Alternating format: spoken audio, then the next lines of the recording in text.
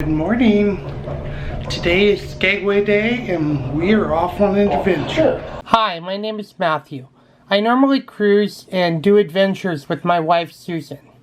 Unfortunately, she is in school this week and can't come along on my latest adventure, a 7-night cruise on the Norwegian Bliss. Come along and join me on my adventures in Alaska.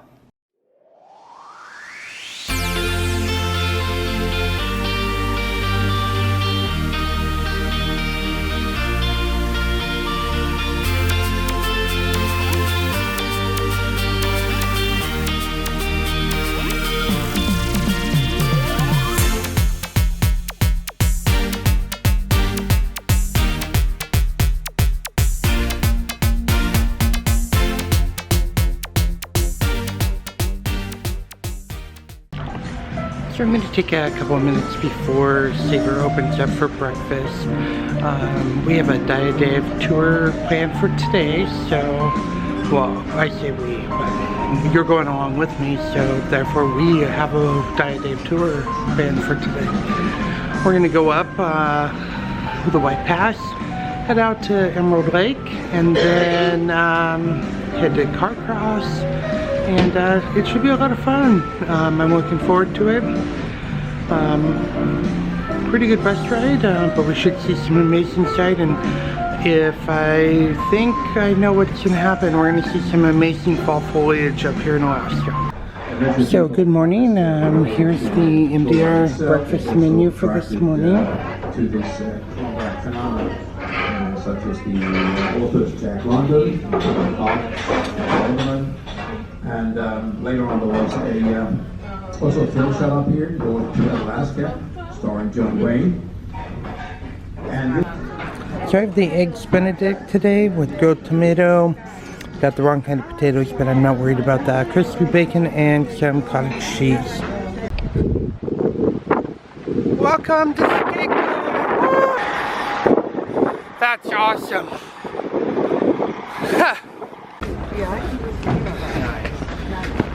Have a great day, folks. Thank you. Welcome to Skagway.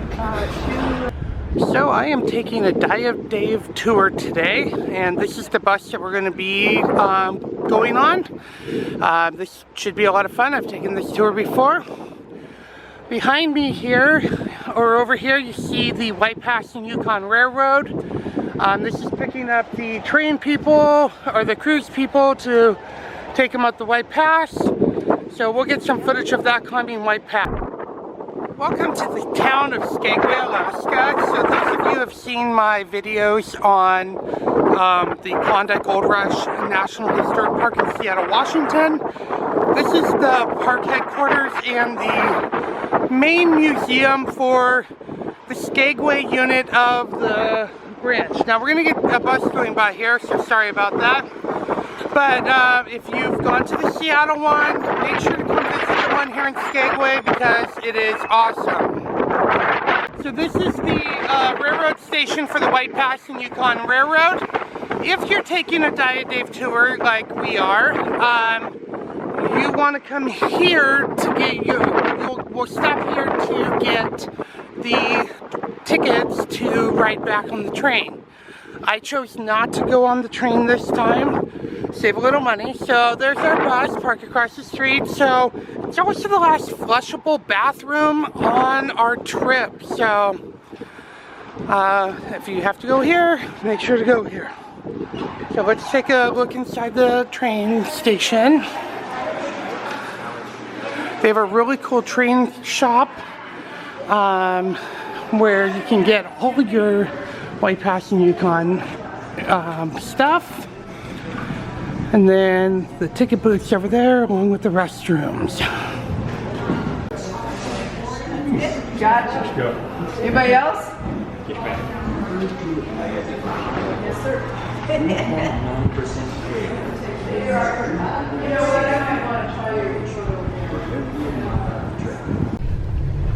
We do have a lot of jewelry stores in town. There's 42 of them.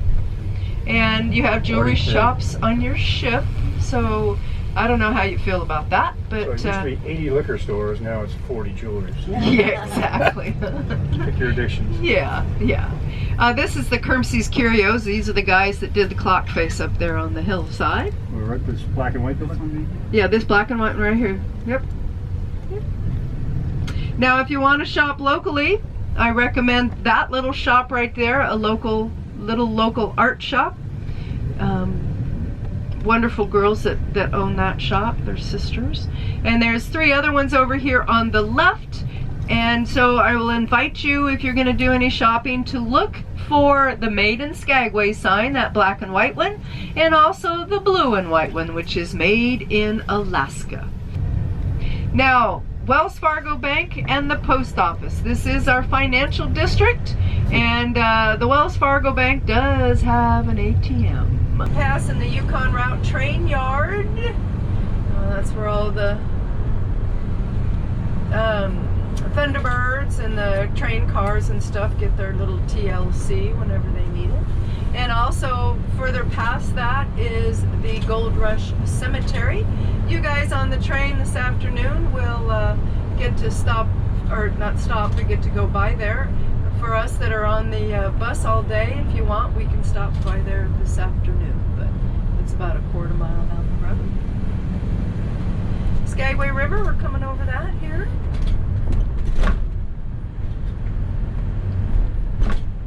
Here to our left. And this is going to be going up the Dyea Road. D-Y-E-A, pronounced Dyea. So it's Dyea. Anybody wants help in how to pronounce that?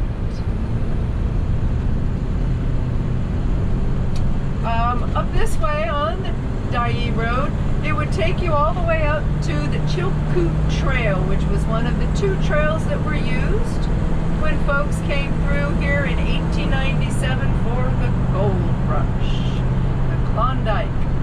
We're at the Skagway Overlook, and the trees are changing up here. It's beautiful today. We're expecting rain this afternoon, but I will believe it when I see it. So here's the Port of Skagway and the town of Skagway from the overlook here.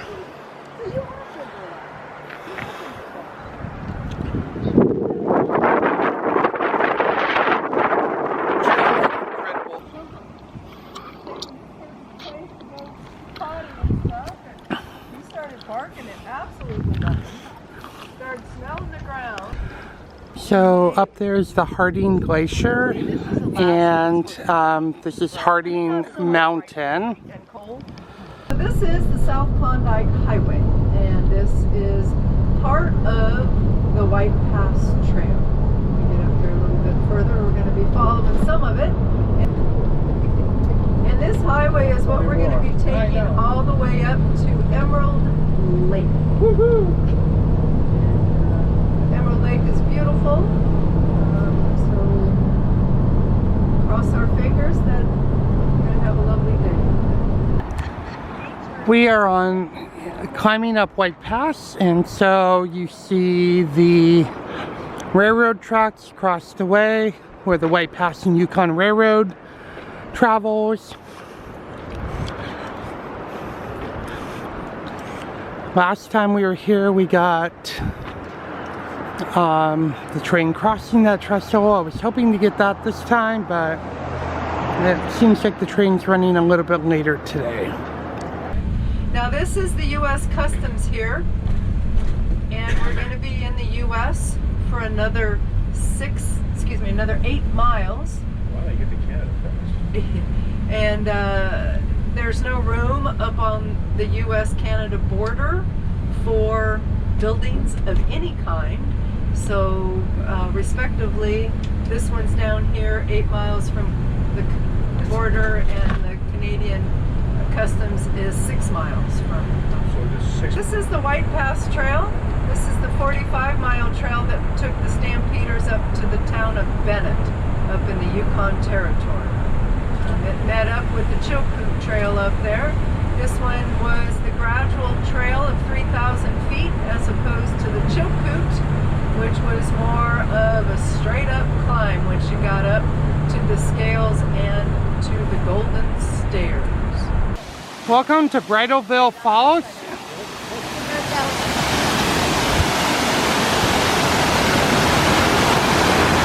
And these falls extend quite a ways up. You can see them from the train. You just can't see them from on the road here.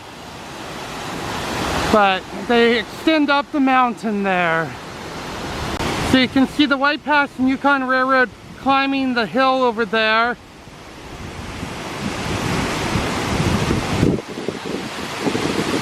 So cool to ride on, but it's so cool to see climbing the pass at the same time.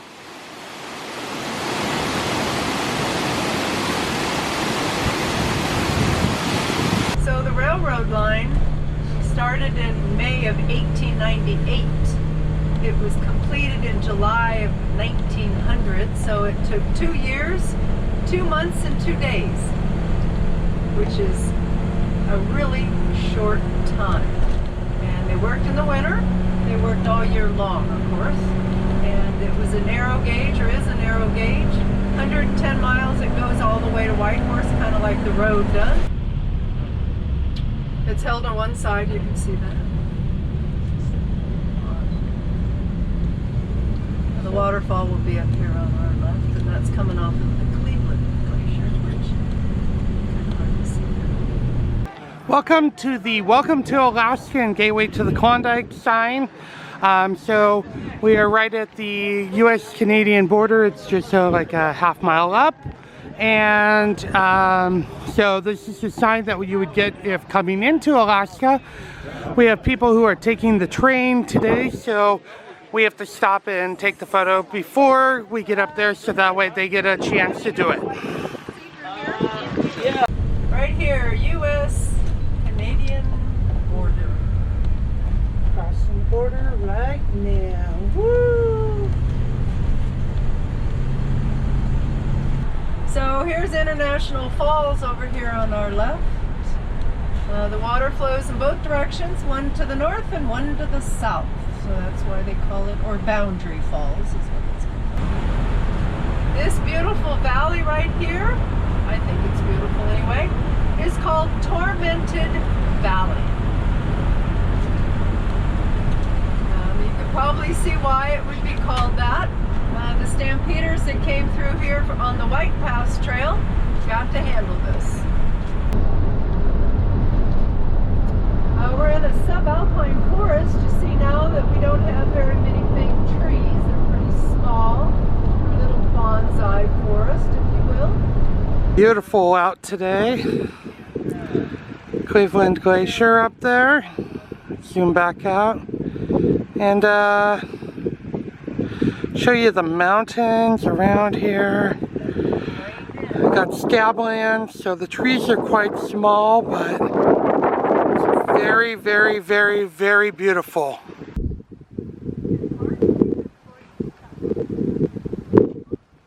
Amazing scenery up here.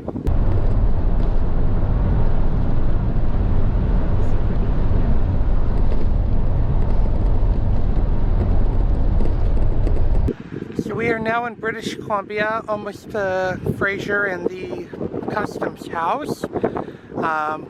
We've stopped along here, and you can see the beautiful water, and it's right along the railroad tracks too, the White Pass and Yukon route.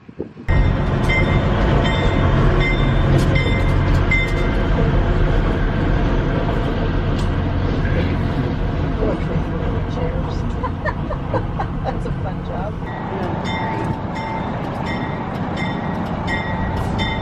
You're ready to get the train connected to the car?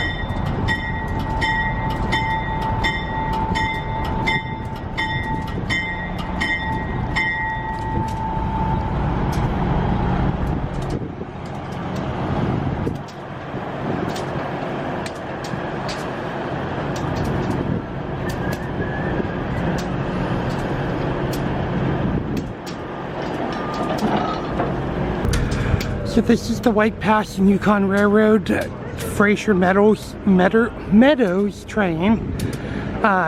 They are loading up for I returned to Skagway. The group that, some of our group on our tour today will be taking this train back later this afternoon. But we're gonna continue north into the Yukon. The fall colors around here are just fabulous. You got snow and you got the colors, and it's just simply amazing. The fall color is just simply amazing. Not a lot of reds and oranges and stuff, but who needs that when you got all of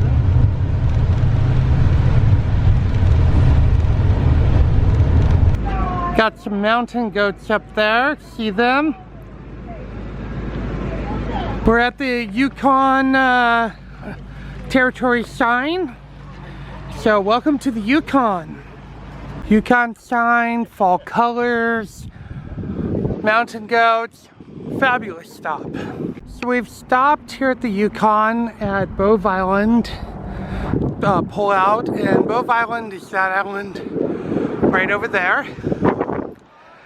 It is very colorful with all the fall colors and just spectacular views all along the highway here from Skagway. We're gonna go all the way to Emerald Lake and then come back into Carcross, and that's usually where we do our lunch. Now, with that said, we don't have a lot of options in Carcross for lunch, but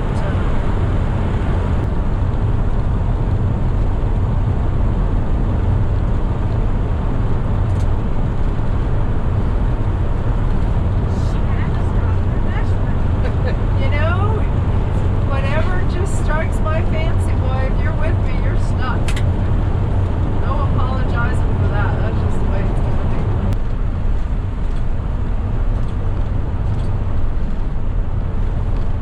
be. So now I mentioned about Lake Bennett, Lake Lindeman. This is the Nares Lake. This lake right here is the way they started going up the gold fields. The Stampeders back in 1897. This is the way they started. Now when they got here, I think I mentioned that the lakes were frozen. This was no exception. The Yukon was no exception. And the Klondike was no exception. So the winter of 97, and then it thawed out in May of 98. And once it thawed out, everybody in the thousands took, oh, we've got a fox. Oh, look at here. Right here. Oh, right. Oh no. Come on, little Come on, baby. come on. Come on, little baby. Just not a care in the world.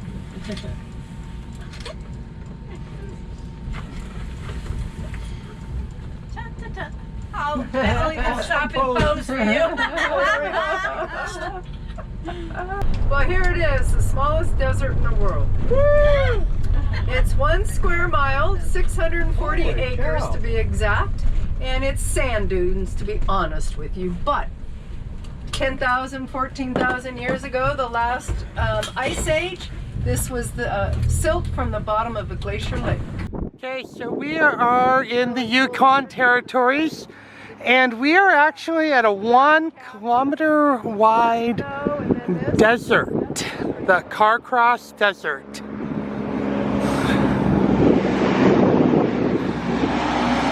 We're just outside of Carcross, Yukon Territories, and yep, it is beautiful today. A little rain on the way in, but it's since cleared up. There's a bear up here. She's up, yep, she's on the right. She's going up the hill. See that opening right there? There she is going up the hill. See it? The black spot? It's actually a brown bear, but there she is. Oh, brown bear? Yep. Well, not a grizzly, but a brown black one.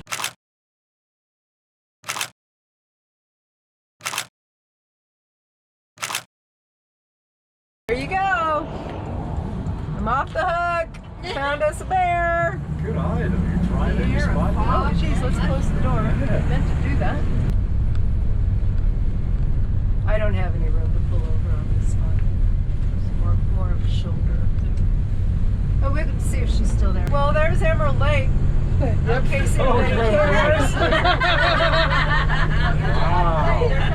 Oh, by the way. There's the lake. I spotted it and I'm like, wow, we see the bear at Emerald Lake.